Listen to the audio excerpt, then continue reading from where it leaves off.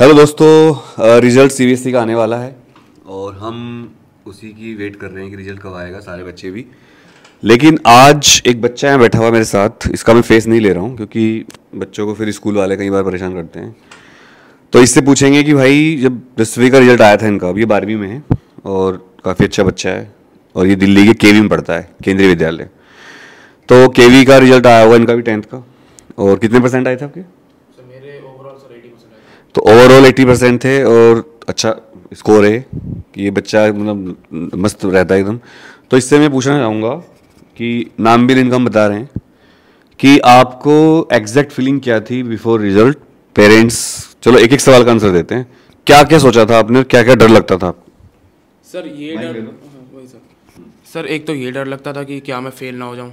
ये तो और वही सर हर बार होता है सर, कोई भी रिजल्ट से पहले होता है।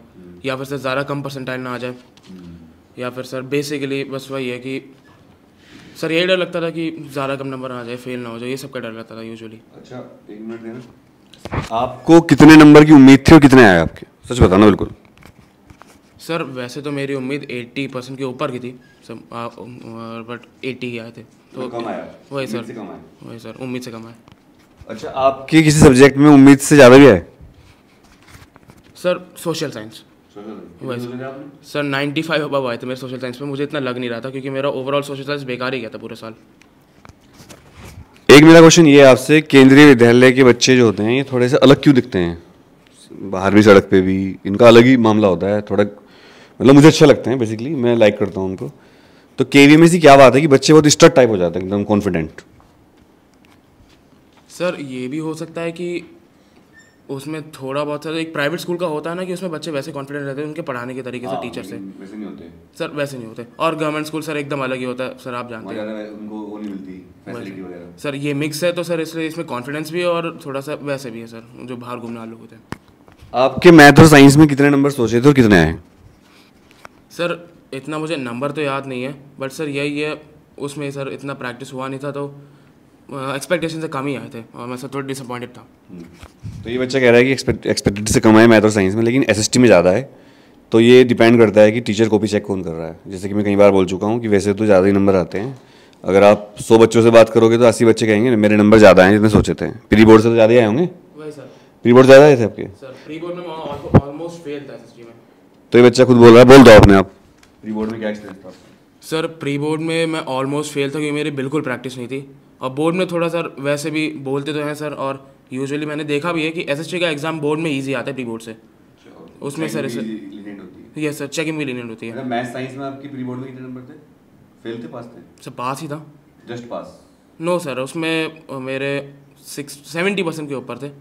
और अभी वैसे कितने हैं? सर अभी मेरे वही सर सेम ही आए थे। सेम ही है, मतलब इनके प्री बोर्ड में जो नंबर आए वही इनके बोर्ड में है, साइंस और मैथ्स में। लेकिन इनके एसएसटी में फेल थे प्री बोर्ड में? ऑलमोस्ट फेल थे, लेकिन बोर्ड में इनके 95 प्लस चले गए। तो ये टीचर पे भी डिपेंड करता है और पेपर इनका जो आया होगा वो ये आया होगा जिन्होंने पढ़ रखा है, वो भी कहीं पर फर्क पड़ता है। इसके अलावा टीचर का बहुत फर्क पड़ता है कि भाई टीचर कैसा है। अच्छा टीचर है तो अच्छे नंबर देगा, बुरा टीचर तो बुरे नंबर देगा। एक सवाल मेरा ये है, अभी जो बच्चे हैं 10th के और 12th के भी, अब आप 12th में ही हो खुद, तो 12th के तो आप बता सकते हो कि आप समझदार हो। बहुत डरे हुए हैं, बहुत डरे हुए हैं। मतलब कोई कह रहा है मैं सुसाइड कर लूँगा, सुसाइडल थॉट्स आ रहे हैं, कोई पेरेंट्स से डरा हुआ है, किसी के पापा उससे बार बार रिजल्ट पूछ रहे हैं। तो आपने इस फियर को, इस पैनिकनेस को कैसे मैनेज किया था और हमें आप क्या बताओगे इस बारे में? बच्चों को क्या सलाह दोगे, अपने जूनियर्स को और 12th वालों को भी? सर एक तो यही था कि मैंने पहले तो सर एक क्लियर माइंड रखा और सर ऑप्टिमिस्टिक रहना बड़ा ज़रूरी।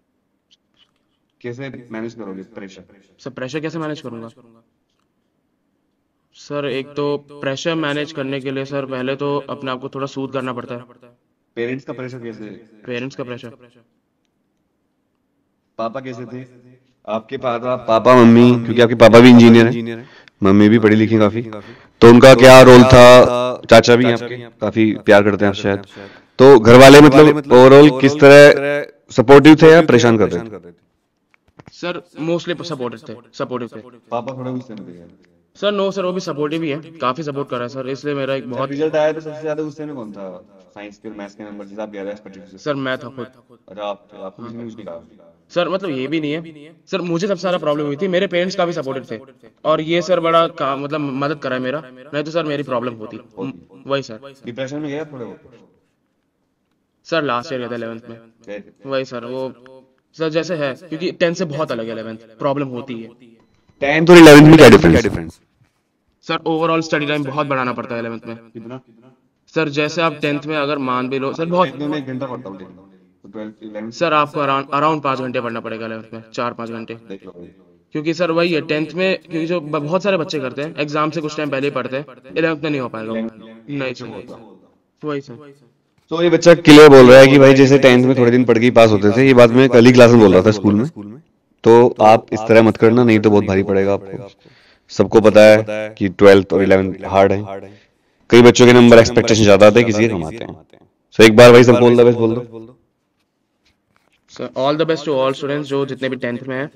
ज़्यादा मतलब डिप्रेशन में ना आ जाए, यूजुअली अच्छा एग्जाम उसमें आ जाता है, अच्छा आ ही जाता है सर 10th में, वैसे भी सर ज़्यादा कोई प्रॉब्लम होती नहीं है। और जितने भी मेरे मेट्स हैं 12th में, उनको भी मैं सपोर्टिवली बोलना चाहता हूँ, ये भी निकल ही जाएगा, अच्छा ही जाएगा इसमें भी, अगर आप अच्छे से प्रैक्टिस करोगे तो। अच्छा, जैसे एक बात और कहूंगा मैं कि एक टाइम आता है जब डिग्रीज और ग्रेड्स को कोई नहीं देखता। Even you will forget your grades and degrees, कि आपने कहाँ से पढ़ाई करी, कितने नंबर आए। फिर मैटर करता है केवल आपकी स्किल्स, क्योंकि जब आप जॉब में चले जाओगे तो कोई मैटर नहीं करेगा ये चीज कि आपके कितने नंबर थे, कौन से स्कूल से पढ़े थे आप। डीपीएस का बच्चा और केवी का बच्चा सब बराबर हो जाते हैं, स्किल डिपेंड करती है। So wish you all the best. All the best बोल दो जोर से वहीं से। All the best. तो वही बच्चे ने बहुत अच्छे तरह आंसर दिया, आप भी ऑल द बेस्ट बोल देना। इसकी इस बार 12th के बोर्ड हैं, अभी तो ये प्री बोर्ड देगा वैसे। तो thank you very much, love you all.